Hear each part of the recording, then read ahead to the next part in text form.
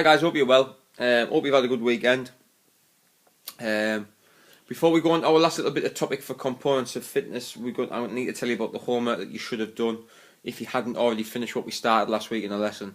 Remember last week I gave you the revision booklet and actually to start working through it. So we were looking at components of physical fitness, components of skill related fitness. We were looking at why components of fitness are important for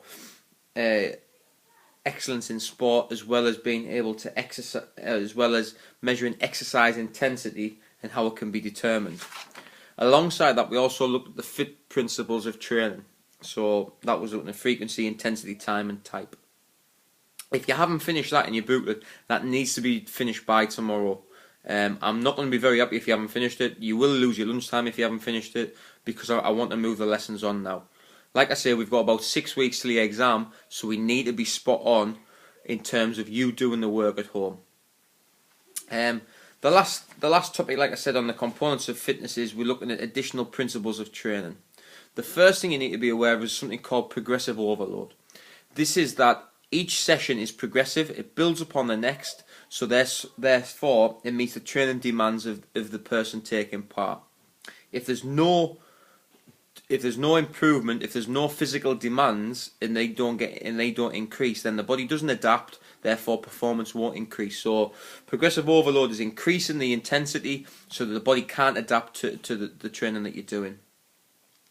Specificity is the next one, and this is having the training designed around what you want to improve. If you're looking at improving your physical fitness, or you're looking at improving your skill related fitness, you have to have goals developed all the way along the line. So it's got to be specific to the sport that you're doing. So it's no point a footballer going out running 12, 13, 14 miles every day, because that's not specific to their sport. They need to be doing stuff with the ball, nice short sharp stuff. There also has to be something called individual differences or individual needs. Each person's different, so therefore training will be devised around what their individual needs are and goals. It's got to be adaptable, so there's got to be adaptation in there, so that if something's not working, you've got to be able to increase it.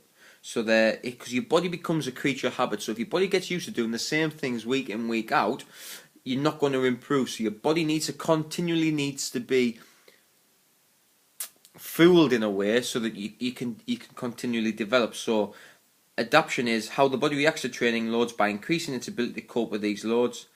And what happens is your body adapts so that your recovery period after each session is completed. Your body needs time to recover. It can't not have a recovery time in there. Reversibility. This is it. If the trainer's not sufficient enough, or it's not adaptable enough, it needs to be changed. So it needs to be reversed, it needs to go back, and you need to, because what will happen is if you don't, the training that you're doing will have a negative effect on your body. If you can't reverse what you're doing, and if you show no signs of improvement, you don't change it, you're never ever going to improve. Throughout your training as well, there needs to be variation. Like I've said, the body becomes a creature of habit, and so does your brain. If you're doing the same regime day in, day out, you're going to get bored of it. So therefore, you're going to stop doing it. So elite performers, elite sports people, they constantly change their training regime so that the body doesn't adapt to it. So therefore, there's always signs of improvement, but also you don't get bored of doing the same thing. Rest and recovery is required. I've talked about rest and recovery. Like I say, I train 6 days a week, and I have 1 day off rest and recovery. I should maybe have more, but I don't. I like to have 6 days of doing different types of exercises, all high intensity, but different types of things.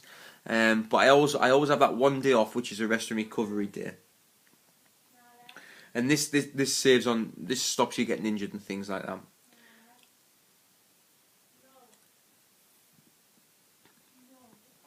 What you also need to do is you need to apply the principles of training to training methods, regimes, and given exercise settings. So, like I've said, if you're looking at the fit principles of training, if you're training 6 times a week but you're doing the same type of training, you're not going to improve. If you're training 6 times a week and doing the same intensity, again, your body's not going to change, it's not going to alter. If you're doing the same time, so it needs to be adaptable, it needs to have variation, you need to have rest and recovery in there. So that's the additional principles of training. That goes alongside the basic principles of training, which is your fit. That goes alongside your exercise intensity and how you can determine it. That goes alongside why physical components of fitness are important in terms of sport and performance.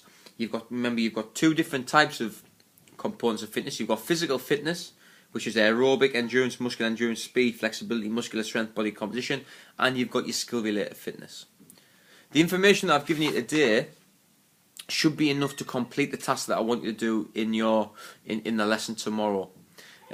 What I'd like you to do is, I want you to get into pairs, and I would like you to create a revision aid, on one of these different topics, be it components of physical fitness, components of skill-related fitness, there's two, why physical fitness, components of fitness are important, how to work out exercise intensity, the basic principles of fitness, and additional principles of training.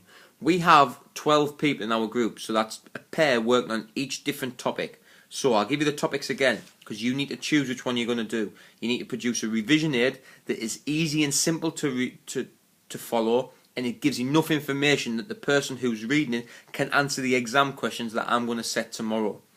This is what we're going to do the first lesson. This is our first lesson, and then going into the second lesson, I'm going to set you some exam questions. We're going to do a little bit of like exam slam type exercises.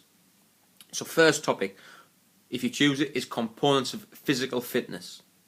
Your second topic to choose from is skill-related fitness. Third is why fitness components are important in participation in sport. The fourth one is exercise intensity and how it can be determined.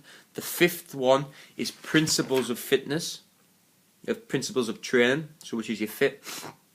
And the sixth topic is, which we've gone through today, which is additional principles of training. Choose one as a pair, produce a revision aid for it.